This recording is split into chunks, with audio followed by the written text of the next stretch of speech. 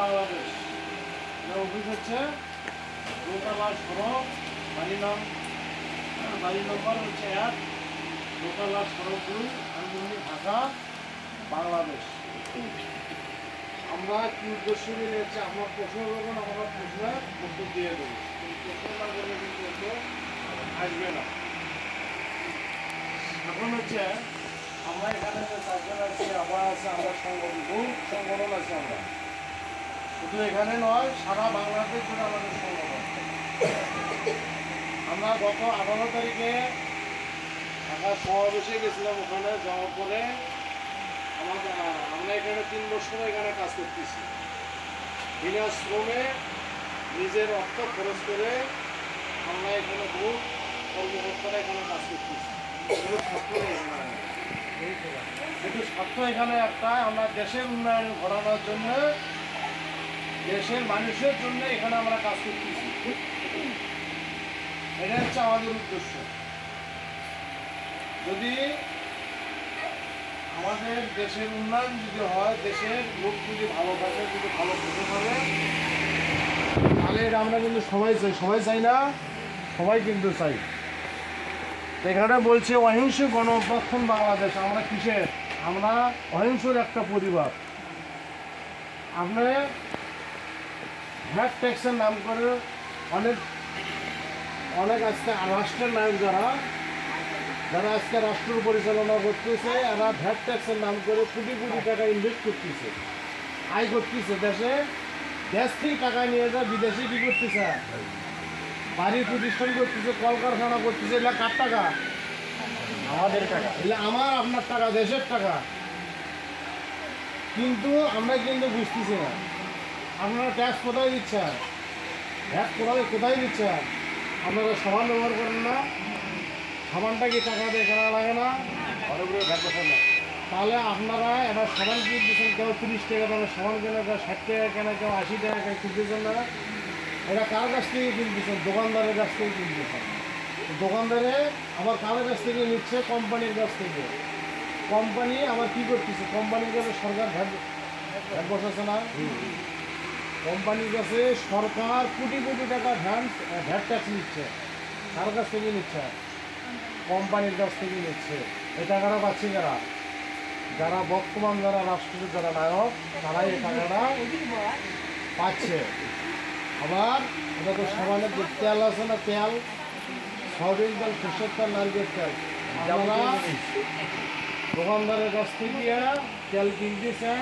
আপনারা কি এটা কি বুঝতে পারছেন? পারান না কিন্তু দোকানদারে এখন 40 টাকার তেল 80 টাকা লাগাচ্ছে। আচ্ছা, নিচ্ছে না। কিন্তু আবার দোকানদারে আবার কোম্পানির কাছ থেকে ওখান থেকে আবার কী করতেছে? ওখান থেকে আবার বেশি দামে কিনতেছে। আবার বেশি দামে কিনতেছে কী কারণে? সরকারে ভ্যাট বসাচ্ছে। ওই ভ্যাট বসানোর কারণে, অতিরিক্ত ভ্যাটের কারণে সরকার এই ভ্যাট ট্যাক্সের কারণে এটা আয়করটা বেশি নিচ্ছে। পরে বেশি নেওয়ার কারণে তারা কী করতে চায়? দুর্নীতি। এটা মানে হচ্ছে দুর্নীতি। বেশি নেওয়াটা মানে কি? দুর্নীতি। এই দুর্নীতি কোথায় থেকে আসলো? এই দুর্নীতি সরকার করতেছে। কার সাথে? আপনার আমার সাথে করতেছে।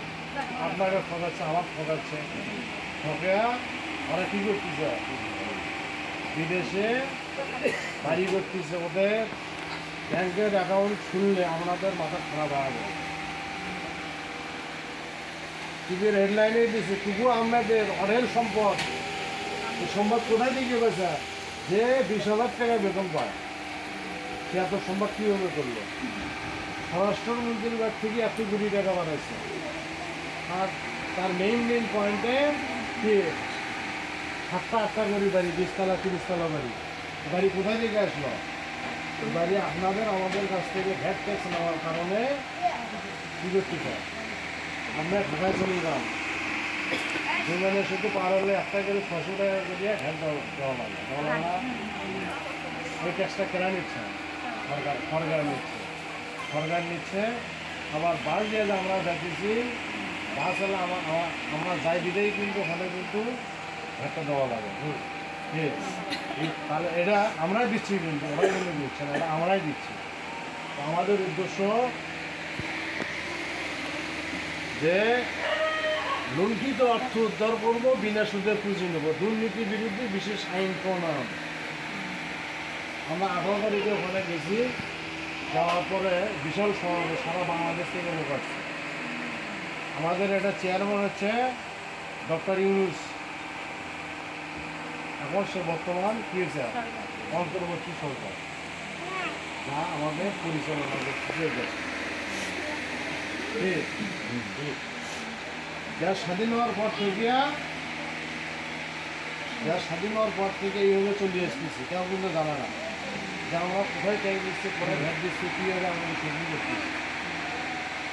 ঠিক, এটা কিন্তু আমরা কেউ জানি না। আমাদের এই পরিচালক বাসার সাহেব আমাদের বলছে আইন একটা তৈরি করছে যে আমরা দেশের জনগণের টাকা জনগণের মাঝে আমরা ইংলিশ সিস্টেমে দেবো, দেওয়ার পরে তারা বিনা সুদে বিনা জামানত, মানে জামানত না বোঝেন, জামানত মানে আপনাদের কোনো সঞ্চয় দিতে হবে না, কোনো সঞ্চয় দিতে হবে না, কোনো সুদ দিতে হবে না, আপনাদের টাকা আপনাদের মাঝে ফিরিয়ে দেবো। কিন্তু মাঝখান থেকে কি 10টা লোক এখানে পরিশ্রম করতে পারবে, আমাদের দেশের লোক ভালো খেতে পারবে, ভালো করতে পারবে, ভালোভাবে চলাফেরা করতে পারবে।